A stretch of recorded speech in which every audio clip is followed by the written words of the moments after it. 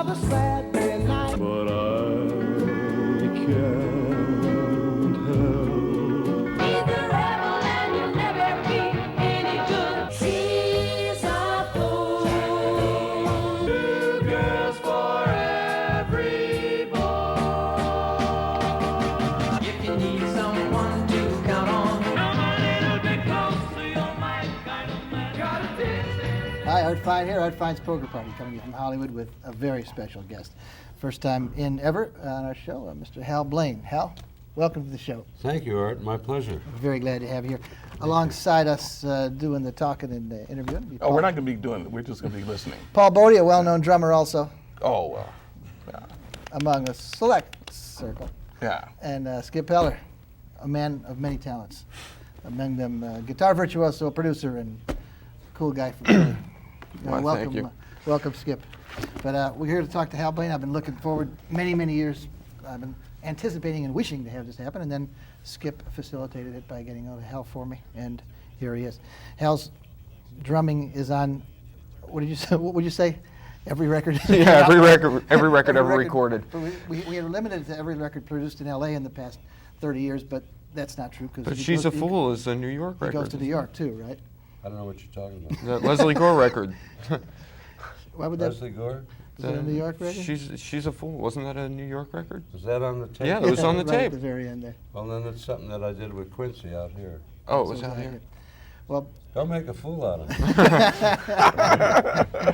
Paul, why don't you sit here? all right. Well, Hal's drumming. I knew. Drummers aren't generally credited on the records. You've heard him a million times. At the beginning, we played a bunch of stuff. Be My Baby, Count Me In, Jerry Lewis. I don't remember exactly. Another Saturday night. Another Saturday Night. I Sam can't Cooke. help falling in love Well, with that's you. just you didn't hear any of the records of the year, any of the Academy Awards. You didn't hear any. It was a 4.5 minute piece. Yeah, we'll hear some more in just a few minutes. We'll run some more stuff Oh, from, you that, will? from that compilation. Yeah. Yeah. Now, when it comes to drums that stand out in records, to me, and only to me, I guess, the two that stand out were both yours. One is the opener to Be My Baby. Boom, boom, boom. That was I the guess one, you could do it yeah. better than me. And the single drum beat at the open up to What Beach Boys? Wouldn't it be nice? Wouldn't it be nice for it to tinkle and it's just bam? There's just this sound. It's One big smack. one big smack. Were there many takes on that one drum beat?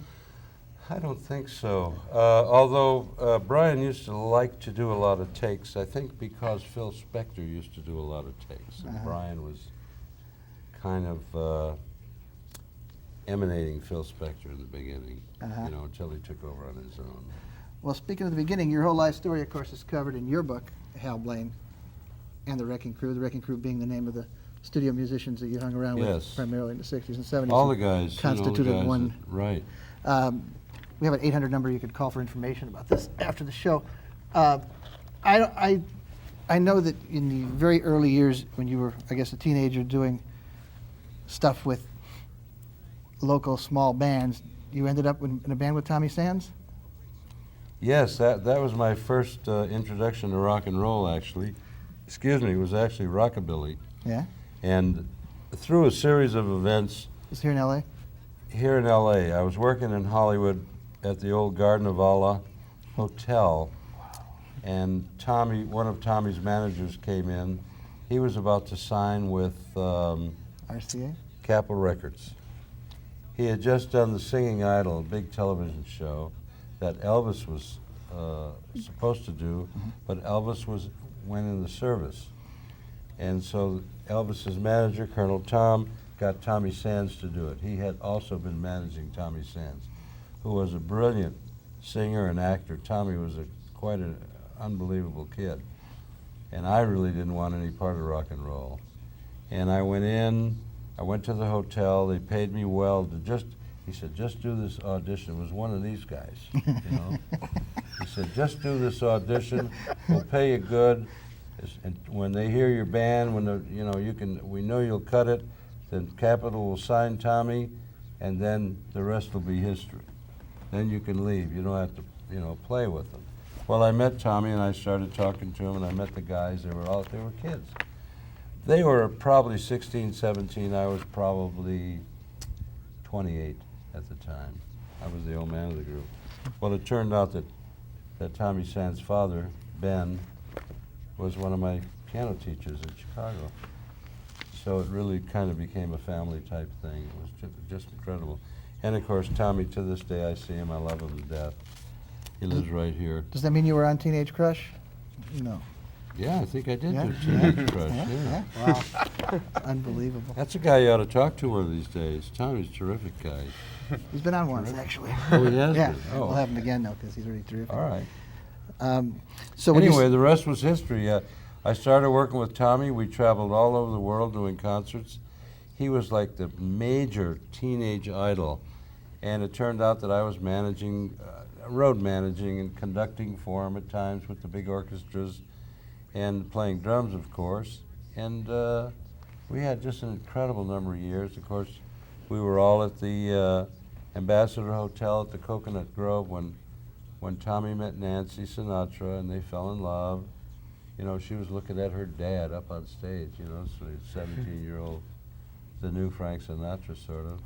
Because he wasn't singing only rock and roll. We were doing some great arrangements, wonderful arrangements by some great arrangers. And they fell in love, got married. The rest was history. You know, they were together about 5 years, I guess. What was your initial aversion to rock and roll? Well, the thing was, Art, I was a jazz, bebop drummer, pop, you know, drummer. Rock and roll was kind of a dirty word, and I had no idea that I was going to fall into rock and roll. A lot of guys just refused to play what was called rock and roll, and it turned out that I started getting called Sam Cooke. Well, you heard a piece of it on there. Sam Cooke and H.B. Barnum and a bunch of people in town, just all of a sudden they said, get this rock drummer. Nobody knew what rock was. You know, rock was a new thing.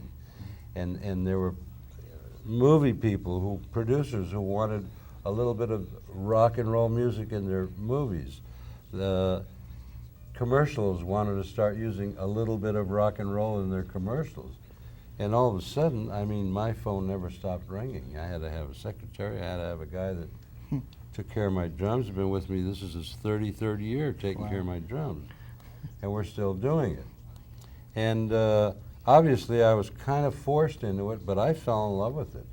You know, Phil Spector, all the Phil Spector stuff that came along, the Beach Boys from that, all the surf stuff from that, the Capitol stuff with Dick Dale, the surf punks, well, that was later, but all of the surf groups that came along. Fantastic Baggies. The Baggies, the Ventures, that no matter what shape your stomach is in. T-Bones. T-Bones. T-Bones, the Marquettes, all of those groups, They were you. they were all me. You know. Wow. As a matter of fact, it was the drummer with the knack, Bruce Gary, that did a quote some years ago that's still out there and people still talk about it.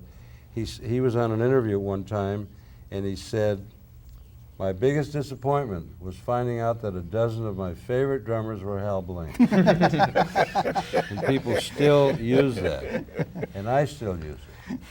A couple things that flew by, and I want Skip to jump in whenever you want to. On Spector Records, on this Christmas album, it's Christmas Baby Please Come Home, that really has that crazy drum stuff going on at the end, right? I mean, each take, did you improvise a new ending like that? Well, it went on, yes. Well, that was part of my creativity, I guess. Phil was like no other producer. First of all, he used to hold me back. He would rehearse and rehearse and rehearse until everybody was almost falling over rehearsing. But he would go, don't play, don't play. And I became like a racehorse trying to get out of the gate. And eventually we would start doing takes. And then he would say, now play. And then he used to, as I've said many times, he was in the booth and we could all see him, and he became like a Leopold Stokowski or an Elmer Bernstein, a Leonard Bernstein, conducting, looking at the horns and saying more, less, or give me more. And then he would look at me and he'd say, now. And that's when I would, go absolutely bananas. Well, you notice the fade out of every Phil Spector record is like a Hal Blaine drum solo with musical accompaniment. And I always did, and the take was never over until I did the quarter note triplets. Ding, ding, ding, ding, ding, ding, ding, ding, da, da, da, da, Oh, da, yeah, da. yeah.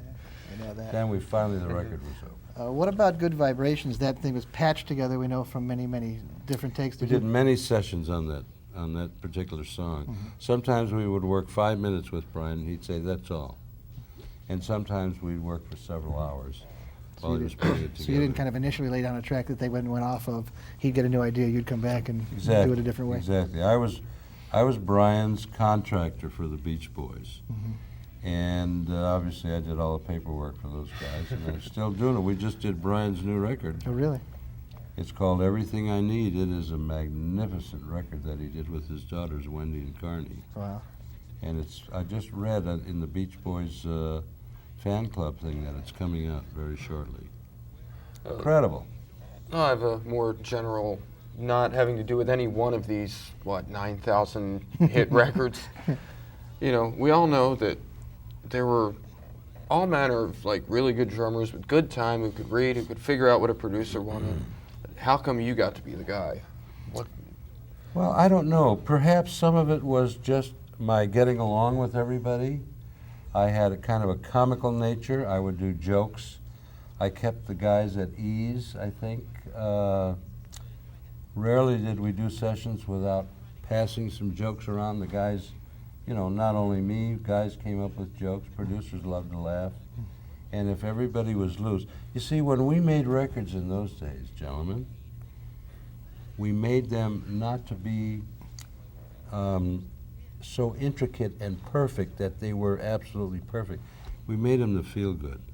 All the records that were hits, if you listen to all those records, they all felt good. And once they felt good, that was the take. If they felt good, little glitches, little mistakes didn't mean anything. They could be fixed. Yeah. On the Do Run Run, you were on that one? Yes. So that's just this crazy drum thing. I mean, was that one of your many patterns that ended up in that one, or is that like one outburst that came out? I just don't know how to tell you that, but some of it was the lunacy of me just absolutely going crazy. I think some of it too is Phil would turn me loose. It was that simple. I think some of it too is having to have the drum beat heard over 20 guys playing through the wall of reverb. Well, that's another thing. The wall of sound was, generally when you did records, it was a rhythm section, a piano, bass, drums, and guitar. Yeah. Phil Spector came along. He had 4 basses sometimes, 4 guitars, 5 guitars, 6, sometimes 7 guitars, 4 pianos, 1 drummer only. Thank goodness I didn't have to worry about mixing it up with anybody. All the percussionists, Sonny Bono, I used to throw him a tambourine or a cowbell. Sonny Bono was considered a musician. He was one of the guys that hung around. He hung around the sessions, and all of a sudden he started dating Cher. Cher was a background singer, but I used to make up these contracts with Salvatore Bono, and it was Phil Spector's way of throwing the guy a bone, so to speak. And all of these people playing percussion. And Phil, there was always a sign on the door. It said, closed session.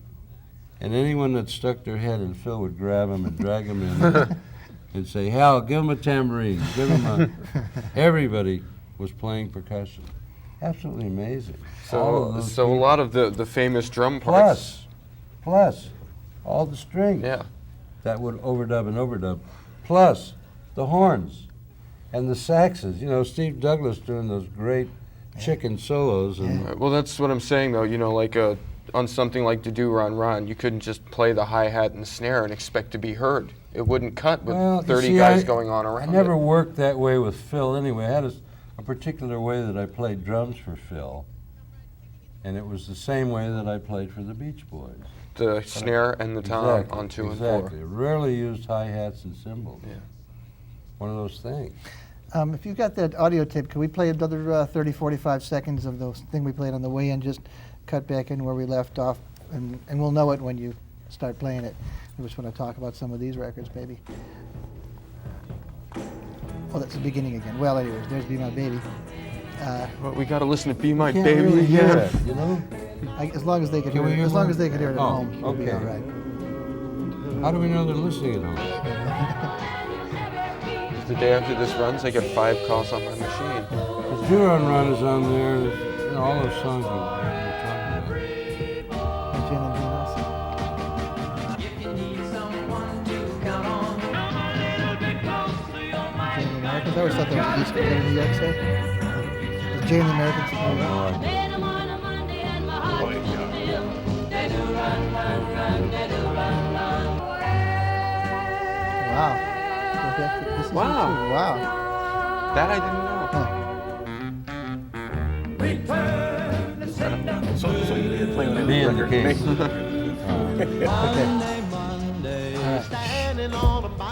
Okay, you could kill it for a little while. We got those shows And- only a and half hour remember, long.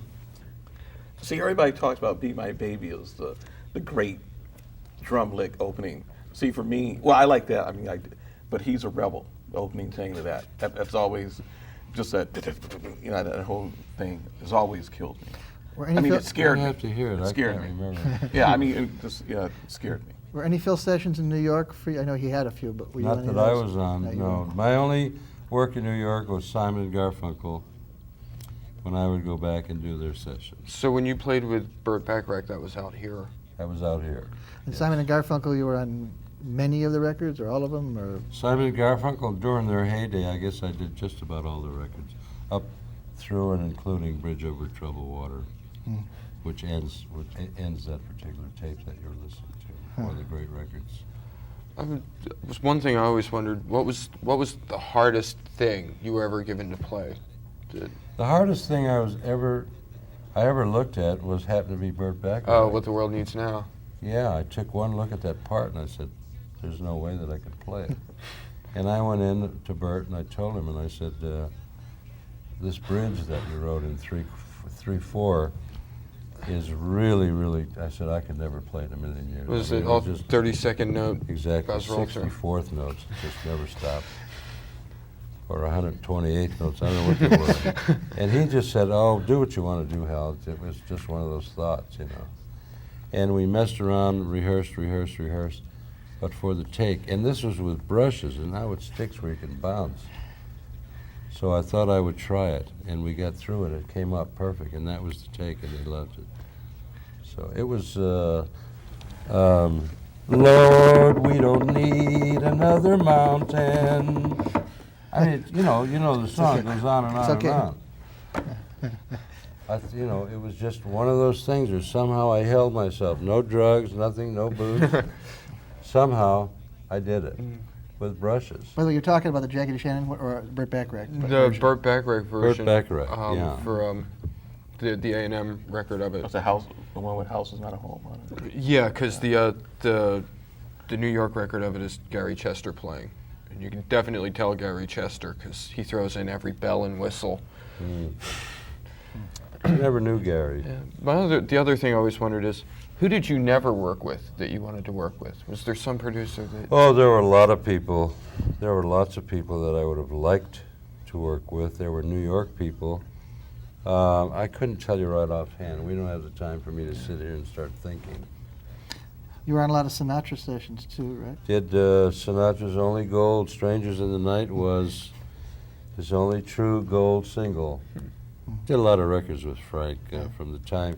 You see, when I was working with Tommy Sands, and Nancy was with us all the time, and I was kind of a chaperone for Tommy and Nancy, and Big Nancy Sinatra, Frank's former wife, Nancy. And we traveled all over the country together.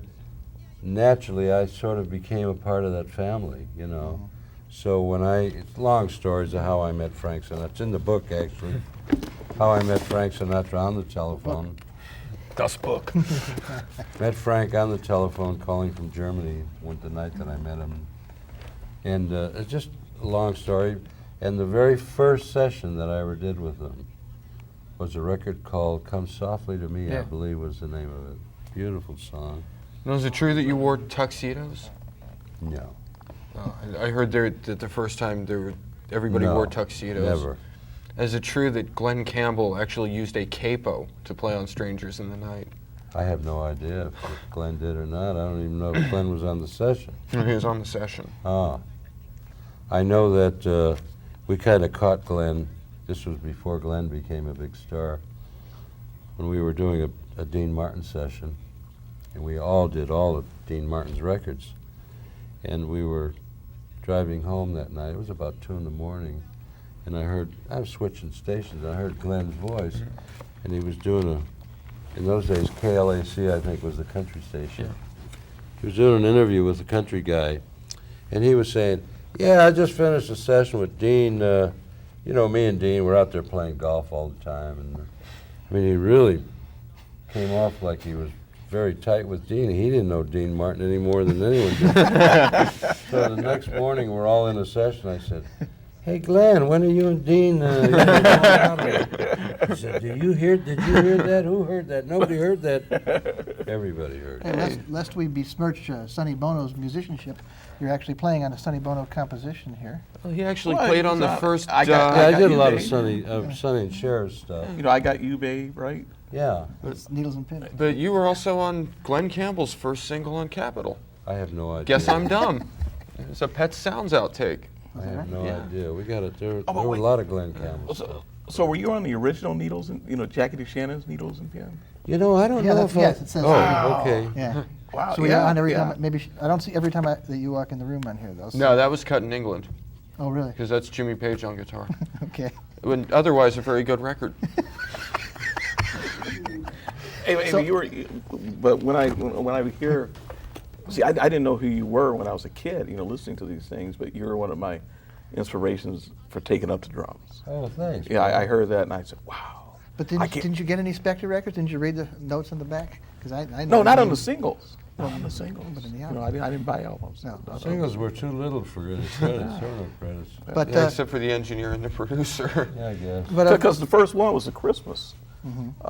first thing. one with credits. Yeah, they had credits. Okay. And, I know. So then you were part and parcel of most Beach Boy records, most Jan and Dean records, Paul Revere and the Raiders, The Byrds. Birds. Carpenters. Oh, it just goes Goodbye to on. Love, was he in? Monkeys. Monkeys. The Modern Drummer did an article Wait a on minute, me. the Monkeys didn't play all their own instruments?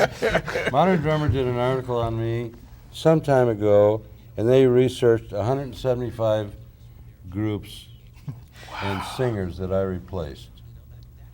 Drummers on groups and singers that normally, like Frank Sinatra, we always had Irv Cutler playing drums. I was one of the few people to come along and play for Sinatra or Dean Martin and people like that. Am I correct to say that in that formative period, 55 to 65, let's say that the other drummer was Earl Palmer? I Absolutely. mean, as opposed to 3 or 4 others, there was just. You know, I the two of started you. to say before, you mentioned Jan and Dean.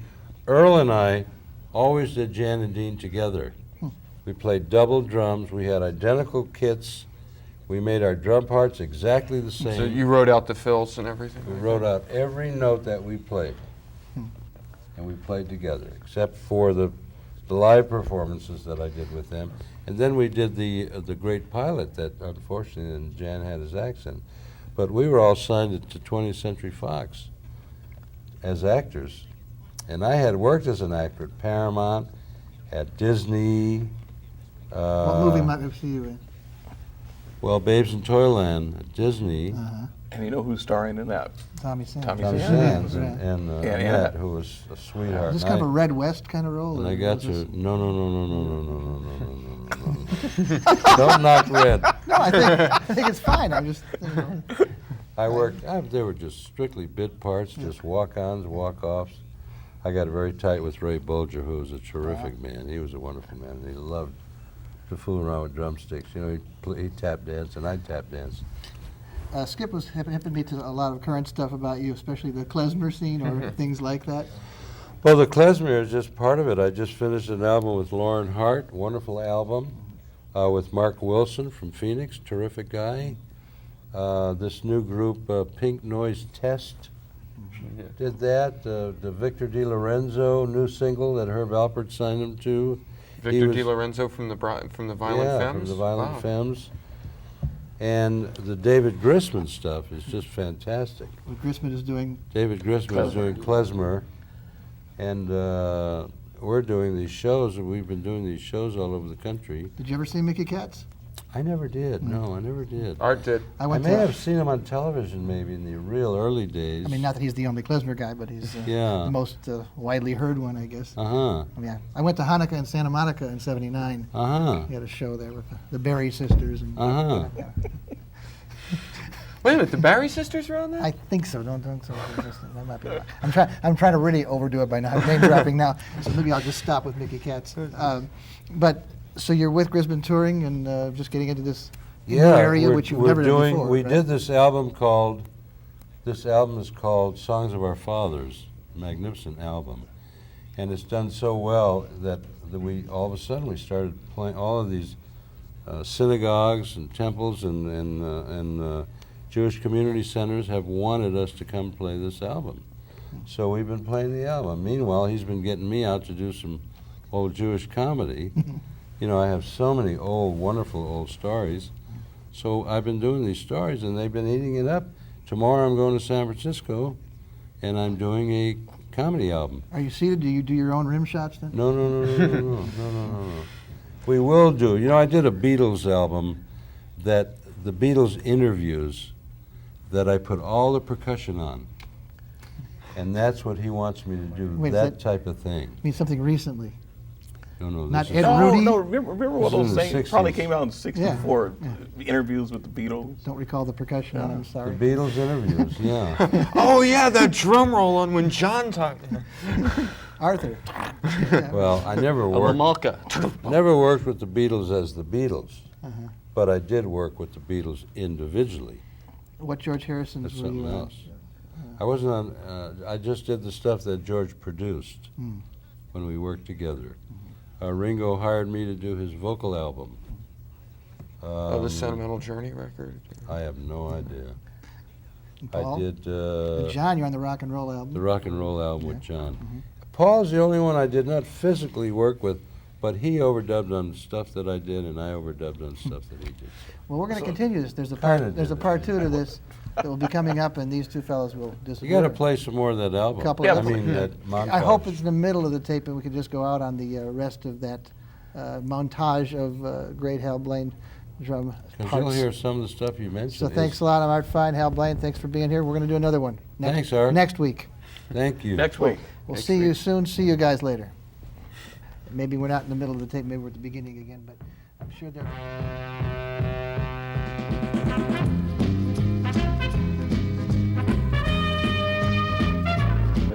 Everybody loves somebody.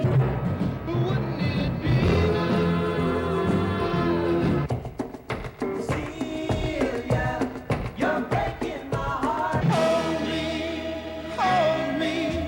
When the moon is in a silver palm, hey, Mr. Gentleman. They say we're young and we don't know. This diamond ring doesn't shine.